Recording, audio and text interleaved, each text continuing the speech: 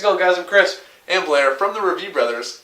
Taking a look at our Amazon Fire TV. There it is. And now we actually kind of have an interactive little demo for you.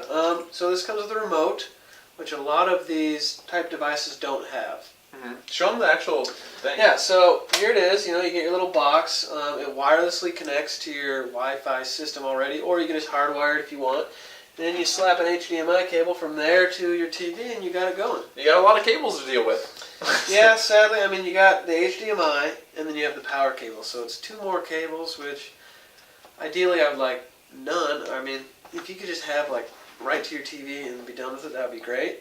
But yeah, I guess they're not at that point yet. But setup for this thing is really easy, especially compared to the Chromecast when we set it up. Went straight to it, easy setup, just connect to Wi-Fi, boom, we're here. Oh yeah, it had an interactive video and everything introducing you to all the features, which is really nice. And then here you got your menu. It was very basic. You got your home, movies, TVs, you got games and apps, which I think the games and apps are what kind of set it above some of the other ones. Yeah, that's one thing that sets it above, but the big difference is on the remote here, you have a voice control button. And it basically is just like using Siri on your phone or Google Now on your Android. It's Titanic. Just a random movie. And it does a really, really, really good job of listening. And it takes you to everything Titanic. Everything Titanic remote just talks about all that. It's pretty cool. Yeah, and it's pretty amazing how well it actually records stuff. So if I was just say, "How now, brown cow?" And I promise you, it's going to work.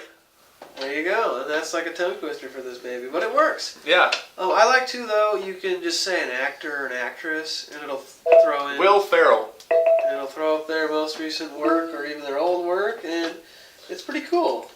So if you just want to research what your latest actor's doing, you can do it right through here. Yeah. And it gives you the option, as you can see here, to rent or buy, which is pretty expensive for me for a digital download of a movie. It's $15. Doesn't really get me going very much, but if you do have Amazon Prime, which gets me going, you'll get a lot of free movies that you can watch, and they're constantly adding to it, and they're kind of building Amazon Prime to be a nice little hub for entertainment. So yeah, I think as far as this whole device thing goes, if you don't have a smart TV, or if you don't have, say, like an Xbox One or something, then this is kind of great because it fills that void, because those devices like an Xbox One does this already, so you really don't need this. It's kind of redundant, but this for itself, I know my parents really don't have any of that new technology, so this would kind of blow their mind. They'd have all their Netflix and everything is right here. Yeah. With the remote. So. And also, if you maybe don't want to spend hundreds of dollars on your kid getting a gaming console, you can get this bad boy for $100 and then purchase this little gaming controller for $35. And it gives you basically gaming controls. Obviously, it's turned off right now. But you can control stuff, the menu with this as well, but also play games with this controller. Yeah, you get a whole library of games, which would be about equivalent to any of your Android or any iOS, tablet games or digital games. They're not going to be your top-of-the-line $60 games, which is good for you if you're a parent, because then you're not spending $60 a game. You get $5, and a lot of the games are free. So there you go there. So that's pretty cool. I think overall, as a product, it's pretty solid. I like it. One thing that it does go hand in hand with is like a Kindle Fire.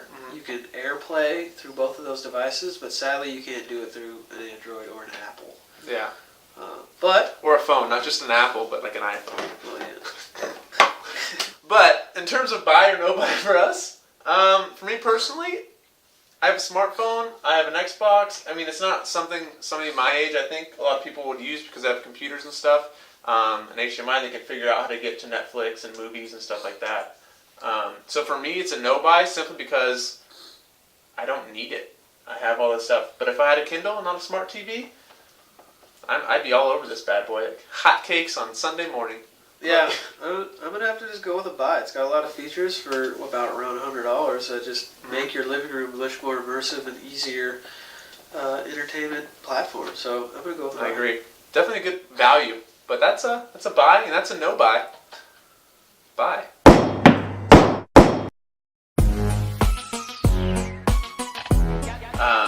You could actually go probably pretty big. Like this would do a house for most college parties, and it's comfortable at the same time. So in terms of what you get in hardware, it feels like it's gonna last